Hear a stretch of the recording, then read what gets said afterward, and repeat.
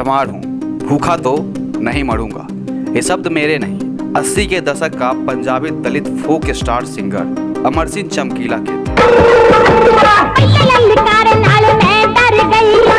वो चमकीला जिसकी गायकी इतनी मशहूर हुई कि उस समय के बड़े से बड़े स्टार चमकीला के सामने फीका पड़ने लगा। नेटफ्लिक्स पर हाल ही में रिलीज हुए अमर सिंह चमकीला नाम की एक फिल्म आई है, जिसमें 90 के दशक का एक ऐसे उभरते हुए कलाकार की कहानी को दिखाया गया है जो कभी कपड़े की फैक्ट्री में अपने परिवार को चलाने के लिए मजदूरी किया करता था। लेकिन इन सबों से हटकर एक और भी दुनिया थी चमकीला की, गायकी की दुनिया, जिसमें वो आगे चलकर इतना कामयाब होता है कि लोग 90 के दशक उन सभी मशहूर कलाकारों को छोड़ चमकीला के मुरीद बन जाते हैं। इनके गाने का क्रेज उस वक्त इतना बढ़ जाता है कि महीनों के 30 दिनों ये खाली नहीं रहते। साल के 365 दिनों में 365 दिन भी चमकीला को शोज मिलते रहते हैं, और यहाँ तक कि लोग अपनी शादियों में भी चमकीला के शोज को बुकिंग करने लगते हैं। इस हद तक पंजाब के लोगों में चमकीला के प्रति दीवानगी थी। चमकीला मेरा नाम ही गलत बोल दिया, मैंने संदीला बोला था। ओ तो जाना यार, कल को कौन तेरा नाम याद रखने वाला है, चल जा। लेकिन एक दिन ऐसा भी आया जब चमकीला के कुछ ना चाहने वालों ने अंधाधुन गोलियां बरसाई, जिसमें चमकीला समेत उनकी पत्नी और उसके साथियों को भी मार गिराया। गुलशन कुमार, अमर सिंह चमकीला और फिर सिद्धू मूसेवाला, ये तीनों वो भारतीय कलाकार हैं जिसकी गायकी इतनी मशहूर हुई, लेकिन समाज के कुछ कट्टरवादियों को इनकी ये कामयाबी रास नहीं आई और एक के बाद एक इन तीनों कलाकारों की आकस्मिक हत्या कर दी गई। खैर, इस वीडियो में हम बात करेंगे अमर सिंह चमकीला की अनसुलझे हुए किस्सों के बारे में।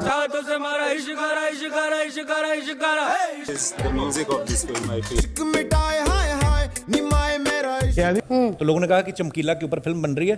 अपनी जात भूल गया तू? मैंने बनाया चमकीला। भूखा तो नहीं मरूंगा,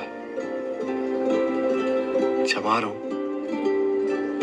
चमकीला पंजाब के अब तक के सबसे अच्छे लाइव स्टेज परफॉर्मेंस करने वालों में से एक माने जाते थे और वे गांव के दर्शकों के बीच खूब लोकप्रिय होते जा रहे थे। चमकीला को अब तक के सबसे महान और प्रभावशाली पंजाबी कलाकारों में से एक माना जाने लगा था। लेकिन क्या आपको पता है कि इस दुनिया में लाखों स्टार सिंगर के बजाय चमकीला जैसे सिंगर की इतनी ख्याति क्यों गाई जाती है? इसके पीछे सिर्फ और सिर्फ एक वजह है, चमकीला का फैमिली बैकग्राउंड।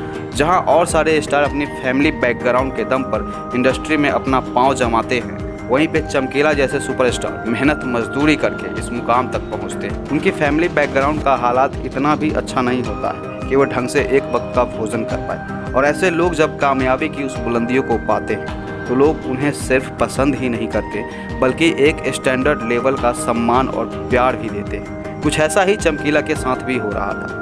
कई लोग चमकीला की मौत की वजह अलग अलग बताए। कुछ लोगों का कहना था कि चमकीला चमार जाति का था, उसने एक अपर कास्ट की लड़की से शादी करी थी, शायद इसलिए उसे अपर कास्ट के लोगों द्वारा मार दिया गया। ये बात उतनी खुलकर सामने नहीं आई, पर हाँ, इसकी मौत की वजह में एक छोटी सी हिस्सा इसकी जाति जरूर हो सकती है। एक और बड़ी वजह यह भी बताई जाती है कि चमकीला अश्लील गाना गाते थे। चूँकि चमकीला पंजाब का मूल निवासी था और बचपन से ही पंजाब को देख रहा, तो उसे पंजाब के उस सारे रीति रिवाज और हालात के बारे में अच्छी समझ थी।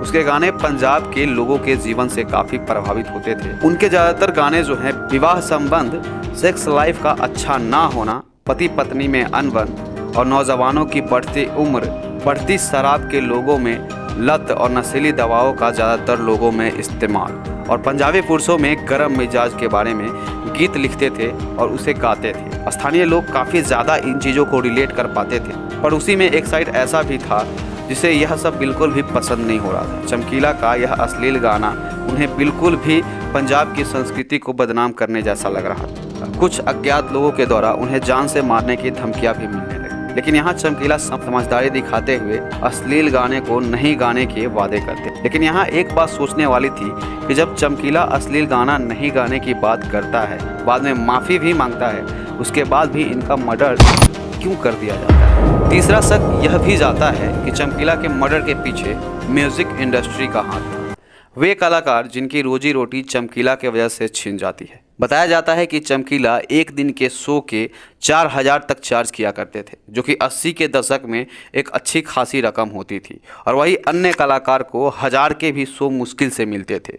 कलाकारों में खूब नाराजगी देखने को मिली और कई लोग यह भी अनुमान लगाते हैं कि चमकीला के मौत में म्यूजिक इंडस्ट्री का भी एक बड़ा हाथ हो सकता है। वैसे आप क्या सोचते हैं चमकीला की मौत के पीछे की वजह क्या रही हो? कमेंट करके ज़रूर बताएंगे। चमकीला की ज़िंदगी से इंस्पायर्ड 2018 में आई फिल्म महासामपुर, जो एक भारतीय कॉमेडी फिल्म जो चमकीला के जीवन पर आधारित है। एक बार फिर से इम्तियाज़ अली के द्वारा चमकीला की ज़िंदगी पर आधारित फिल्म, जिसमें दिलजीत दोसांझ चमकीला और परिणीति चोपड़ा उनकी पत्नी अमरजोत के किरदार में है, जिसे 12 अप्रैल को OTT नेटफ्लिक्स पर लॉन्च किया गया है। आप जाकर जरूर देखें। IMDb पर बहुत अच्छी रेटिंग मिली है इस फिल्म को, 10 में से 8 स्टार मिले हैं। आप एक बार ज़रूर ट्राई करें, फिल्म बहुत ही अच्छी है। फिर मिलते हैं अगली वीडियो में, तब तक के लिए धन्यवाद।